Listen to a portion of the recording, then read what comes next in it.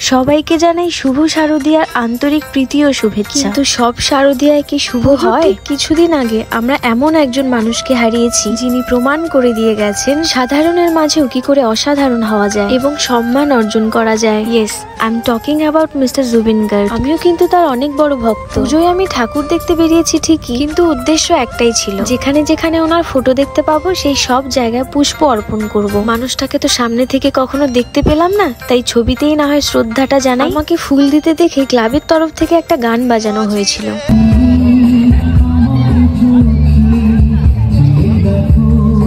শুনলে তো? গানটা শোনার পর আমার অনেক ভালো লেগেছিল। আর এদিকে হাঁটতে হাঁটতে বোনের জুতোই ছিঁড়ে গেছে। ঘুরতে বেরিয়ে তোমাদের কার কার সাথে এরকম হয়েছে আমাকে কিন্তু অবশ্যই জানিও। বাড়ি ফেরার পথে আরেক জায়গায় ওনার ছবি দেখতে পাই। কত মানুষজন ওনাকে ভালোবাসেন, আর তাই তো এই সবশেষে একটা কথাই বলতে চাই, তুমি আবার এসো নতুন রূপে, নতুন এক সঙ্গীত শিল্পীর পরিচয়ে।